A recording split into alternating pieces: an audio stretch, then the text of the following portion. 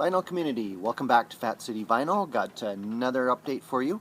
Again, a big whack of thrift finds. I keep finding stuff. I don't know what's going on out there in my area these days, but pretty much every week I'm finding something. So I'm going to try and run through these fairly quickly. Still not even halfway through what I have right now. But this is one actually I'd been I'd heard of. I was sort of keeping an eye out for, and I found it in the thrift store. It is the Ecstasy of Rita Jo. It's from the early 70s. It's actually the music from a play that was put on in Vancouver, Canada. I believe it originally premiered around 1967 and was continuing into the 1970s. It was the first major Canadian play to address Native Canadian issues. Music on here is by Anne Mortifi, Paul Horan, the jazz musician, who they were married, if not at that point, a little bit later. And Willie Dunn also, who figures on the Light in the Attic compilation Native North America, has some writing credits on here as well. So basically kind of folk rock on here with the vocals and a few instrumentals, and then some kind of dialogue from the play interspersed in between the tracks. Basically tells the story of Rita Jo, who is a young Native woman who travels to the city and ends up in court charged with prostitution and drug use and various offenses. Quite a socially conscious play for its time. Keeping on the Native theme, Buffie St. Marie. She was born in Saskatchewan, Canada, a member of the Cree Nation. So on Vanguard, this is only her second LP, 1964-ish, I think, on this one. She was adopted into a family in the East Coast of America, got a PhD at the university, and did the folk coffee house circuit, coming up with the likes of Neil Young, Joni Mitchell, Leonard Cohen, all those people. Actually picked up two by her. I'm going to be a country girl again. This is from a few years later. Still on Vanguard. And this is her traveling to Nashville and doing, adding some pedal steel to her songs. Charles Aznavour. Always seen his records around, never checked him out. Tricolor Reprise. Very clean condition for its age. 60s, I'm sure. Yeah. Usual kind of French chanson, kind of got that mournful ballads, but also some more swinging numbers, kind of like the Sinatra kind of groove, but with more of a Gallic flair, I guess you could say. Dion and the Belmonts, everyone you wanted to hear. I guess there was a whole series of these compilations. I've seen this one around before, but I recently heard there were some other ones. Great doo-wop, early rock and roll. Jazz, found Chick Corea, Delphi. It was labeled 1, apparently was the only release in this series so far. This is from 1979. I do have his work with Return to Forever, but I'd never picked up a solo album by him, Polydor. The first side of this is him composing instrumental improvisations on piano for and he was recording at a school called Delphi in Oregon, which was founded on the principles of L. Ron Hubbard, the founder of Scientology, I believe. Which he must have been interested in that, because I see some references to that on the Return to Forever albums as well. And the second side of that is kind of a tribute to the jazz musician Art Tatum, in kind of a different style. Another jazz one, this was a blind buy at the thrift store, still in shrink. Louie Bellson and Explosion, Note Smoking. This is from 78 on Disc Washer Records. This is some jazz fusion again. They do a very large band. You can see all the members there. And they do kind of a big band style, but in more of the 70s jazz fusion. There's a couple of funky ones on here. Laurindo Almeida, the Brazilian guitarist. I got this one, Brazilians. This is a early 80s reissue on PAUSA. Originally recorded in the 1950s, I believe, And this is in kind of a bossa nova jazz style. You've got Bud Shank on saxophone on here, and you got some bass and drums. So it kind of predates those Getz Gilberto jazz albums of the early 60s and the bossa nova craze. Very nice, cool jazz with that Brazilian flair on it. And I got a later one by the same artist at the same time, Concerto G. This is from '78 on that great Inner City label. And this is just straight kind of classical guitar, no other accompaniment, a bit of a flamenco style. There's some songs from the Black Orpheus musical, and some kind of show tunes, Fly Me to the Moon. There's some Gershwin stuff on here too. Very enjoyable, very beautiful. This one I was super stoked to find in the thrift store still. It is Congas, Africanism. Congas were produced by Cerrone. He had some of his own albums under his own name in released out of Europe. Kind of Euro disco with a strong funk, with a strong African beat. Killer album. Only 4 songs on here. The first side is kind of a disco funk remake of Gimme Some Lovin' by the Spencer Davis Group, interweaved with the title track and kind of threading through it. And side 2 is Tattoo Woman and Dr. Doodah, a wonderful title. Very funky track. Killer album there. This one, still keeping on with the thrift finds. It is self-titled Rejoice. It looks psych. It is kind of psych. They were a San Francisco band. They were, it's on ABC Dunhill, late 60s, I believe, 68-ish. Look this one up. They were a group composed of, basically centered around a husband and wife group, Tom and Nancy Brown. And you can hear echoes of that kind of West Coast folk coffee house circuit in their vocals. But they were a full band, went into the studio to record this album with Terry Melcher.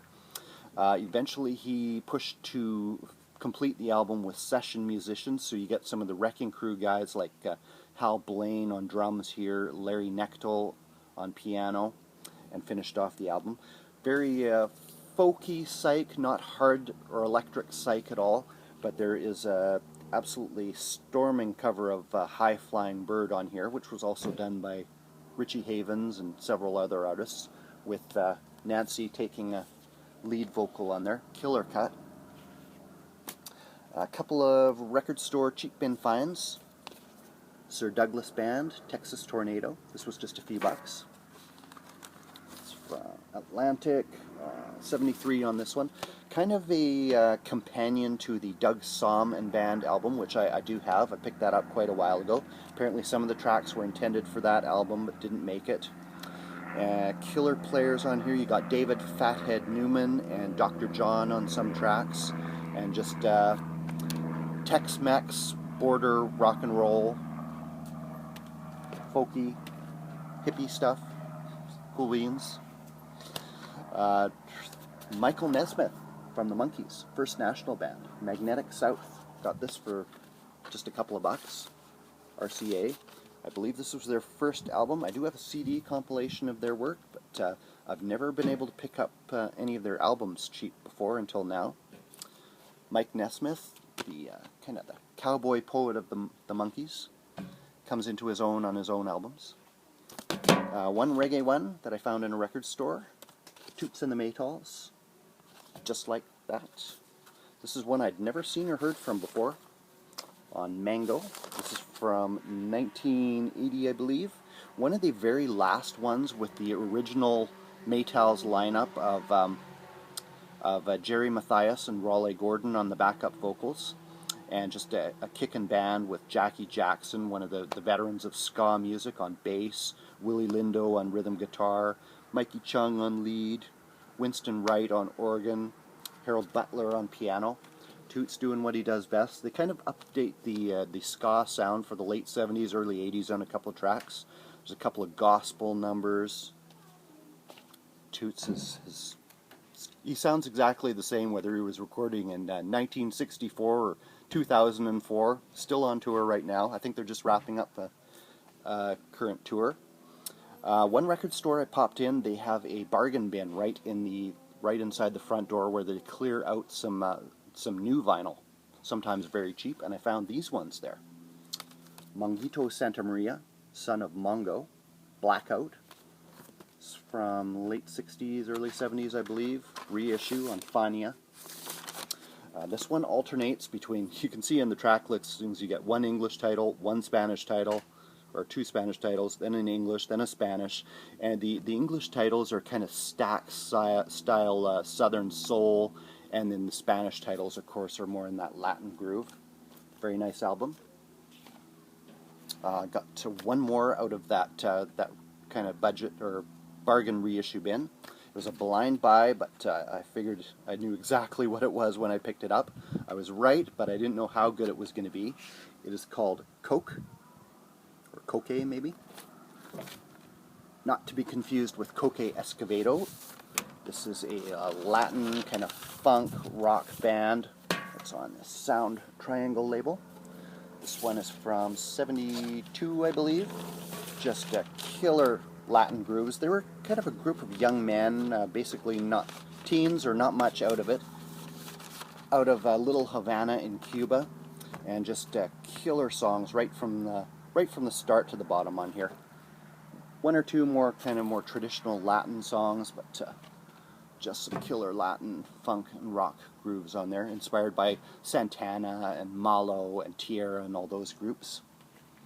Last vinyl find, I was super stoked to get this one. I was showing the Betty Davis Columbia years on Light in the Attic, very recent release in one of my last videos, and shortly after that I walked into my record store and they had just put this in the new arrival bins. Betty Davis, Nasty Gal. This is from '75, original on Island, and just absolute raw funk. She is a force to be reckoned with here. Two fourths still includes the inner. Just too forthright, too raw for the times, perhaps. Didn't quite reach the level of success they were hoping for, despite switching to Island Records, despite touring to support it, despite killer material, killer band. Still had kind of Miles Davis working with her a little bit. There's one ballad on here called You and I, which kind of lays out her feelings, where she kind of drops that tough girl image, that stance just for that one song, and it's killer. But the rest of the album, raw funk from the top to the drop, and it's killer. A couple of CDs. I was really surprised to find this in a thrift store the other day. It is John Brown's Body, All the Time. John Brown's Body is one of the top reggae bands. I'd heard of them for many years, never checked them out. They're based out of Ithaca, New York. This is from 1996. It's their debut. Very strong work here. Sounds a little bit like Junior Murvin, Police and Thieves from Lee Perry's Black Ark Studio on one track. There's even one song that has quite a country reggae feeling to it, which is a pretty difficult mix to pull off. Very dubby throughout. Quite excellent work here. If you remember my video from a while back where I was talking about a record by HB Concept, Henry Brown was behind the group. He was the first cousin of Jimi Hendrix. He was close friends with Buddy Miles, the jazz and R&B musician who was in Jimmy's band of gypsies. And in the 90s he produced an album with Buddy Miles. And just recently I walked into a thrift store and I found that album. It is Miles Away from Home from 1997, produced by Henry Brown. He also plays bass on most of the tracks. It was recorded only a few miles from where I live, over in Surrey, BC, probably about 20 minutes drive from here. There's a couple of live tracks as well here, recorded in Edmonton, Canada. And this CD was issued in Germany. And then I found it in the thrift store back here. So very nice R&B and jazz grooves on there. Okay guys, that's what I've got for you today. There's plenty more to come, so be sure and stay tuned. I hope everybody's doing well out there, and take care. Peace.